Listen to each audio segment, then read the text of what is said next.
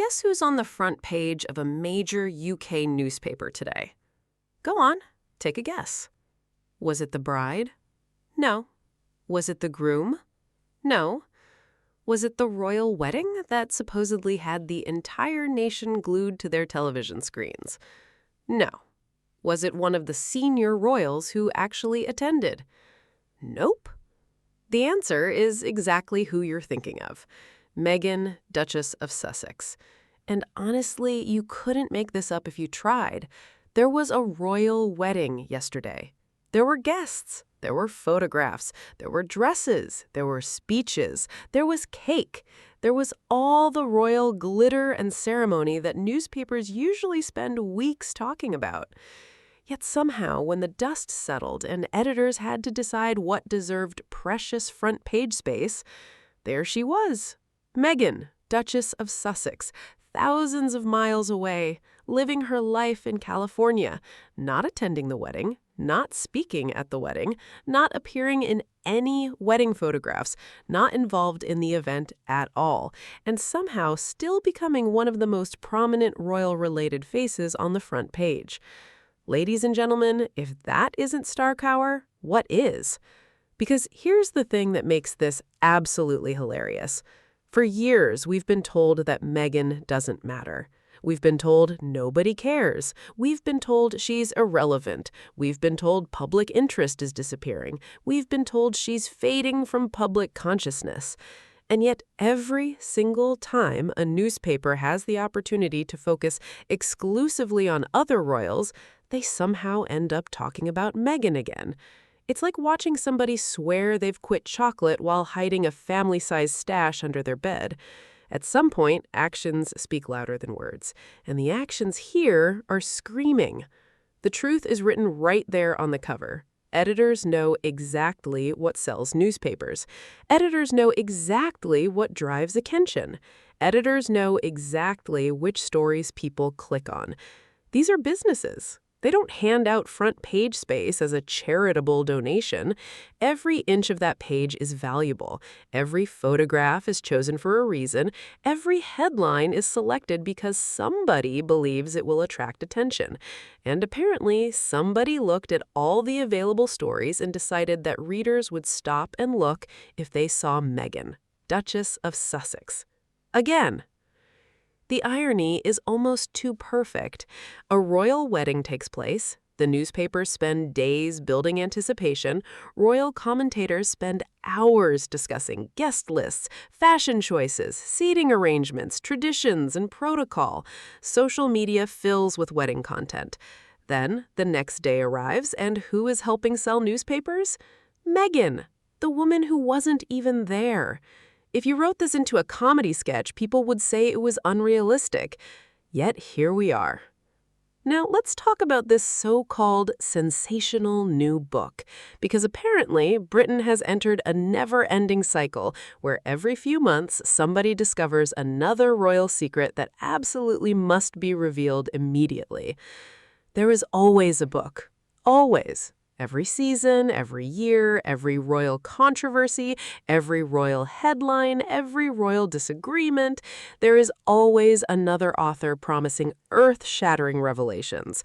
The marketing never changes. Shocking new details, bombshell claims, the truth finally revealed, warning signs everybody missed, the story behind the story, the secret history, the untold account, the definitive version, until the next definitive version arrives 6 months later.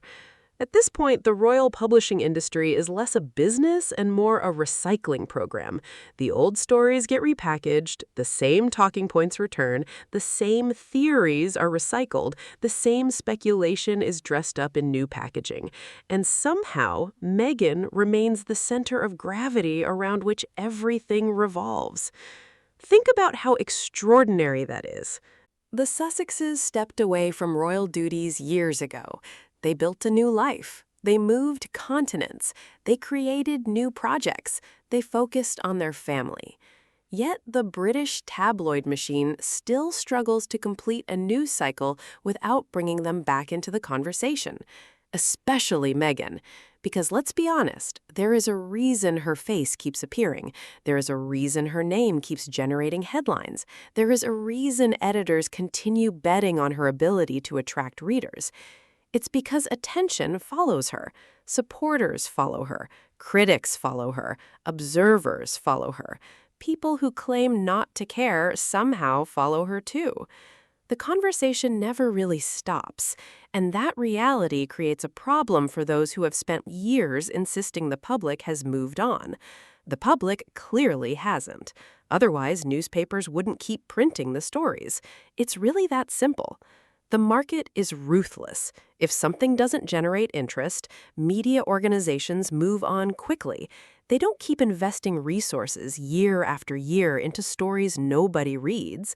Yet somehow Meghan remains headline material. Not once, not twice, but repeatedly, again and again and again. Which brings us back to this front page, because the front page tells a story all by itself. Forget the articles for a moment. Forget the commentary. Forget the television debates. Forget the endless panel discussions. Just look at the choices being made. A royal wedding has happened, yet one of the most eye-catching images on the page belongs to Meghan, Duchess of Sussex. That is not an accident. That is a decision, a deliberate decision, a commercial decision, a strategic decision, and, perhaps most importantly, an honest decision. Because regardless of what certain commentators say on television, newspaper editors reveal what they truly believe through what they choose to publish. Their money follows attention, their front pages follow interest, their headlines follow engagement, and apparently engagement continues following Meghan. Now here's the funniest part of all. The people who spend the most time talking about Meghan often seem shocked that Meghan remains part of the conversation. Think about how absurd that is. Imagine discussing someone every day for years and then expressing surprise that the public still associates them with major news stories. It's the media equivalent of pouring water on a plant and then wondering why it keeps growing. The contradiction becomes impossible to ignore. On one hand, we're told she doesn't matter. On the other, she's on the front page. On one hand, we're told public interest has vanished. On the other hand, newspapers continue investing valuable space into stories about her. On one hand, we're told people have moved on. On the other hand, editors clearly haven't, and neither, apparently, have their readers. Because if readers truly weren't interested, the coverage would disappear tomorrow. Media organizations are many things. Sentimental isn't one of them. They follow numbers, and the numbers keep leading them back to Meghan, Duchess of Sussex. That reality may frustrate some people. It may delight others. But it is impossible to deny. The evidence is literally staring back from the front page. A royal wedding happened, yet one of the biggest royal talking points remains a woman living thousands of miles away. That's influence, that's visibility, that's cultural relevance, and whether critics like it or not, it keeps happening. There is something genuinely fascinating about the Meghan phenomenon. Most public figures fade from the headlines when they step away from an institution. Athletes retire and eventually disappear from sports pages. Politicians leave office and gradually receive less coverage. Celebrities take breaks and public attention moves elsewhere. Yet somehow, Meghan, Duchess of Sussex, appears to operate under completely different rules. The further she gets from the royal system, the more certain sections of the media seem determined to keep her attached to it. It's almost backwards. She moved to California, the newspapers followed. She launched new projects, the newspapers followed. She started businesses, the newspapers followed. She posts a photograph, the newspapers follow. At this point, Montecito should probably start charging certain tabloids rent because they seem to spend an awful lot of time mentally there. There's actually a very simple way to cut through all the noise. Forget the commentators, forget the talking heads, forget the social media arguments. Ask one question. Who made the front page?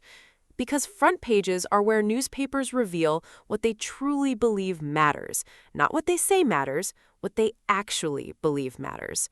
Editors can spend all day claiming somebody is unimportant, but if that same person keeps appearing on the cover, then the cover is telling the truth while the commentary is telling a story. And that is why this moment is so revealing. The front page is like a confession. It quietly admits what years of commentary have tried to deny. Meghan still commands attention. The funniest secret in all of this is that everybody knows exactly why these stories continue.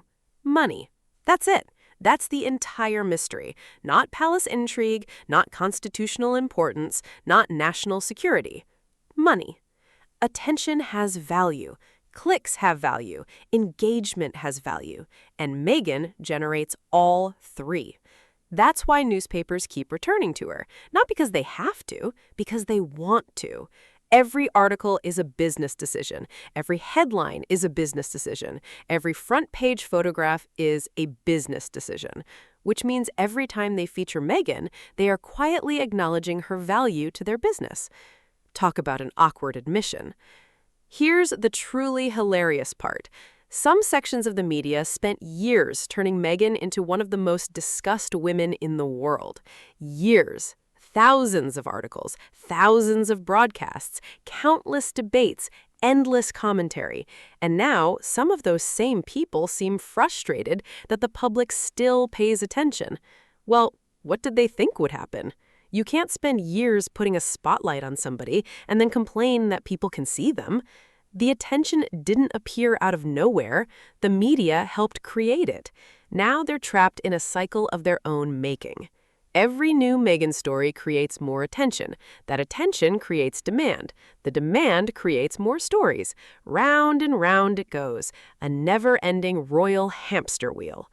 Whether people support Meghan or criticize her, one thing is impossible to ignore. She wasn't even there. Think about that. She wasn't at the wedding, she wasn't part of the ceremony, she wasn't involved in the celebrations, she wasn't making speeches, she wasn't posing for photographs, yet somehow she still became part of the conversation. That's extraordinary. Most public figures struggle to stay relevant while actively promoting themselves. Meghan manages to dominate headlines simply by existing.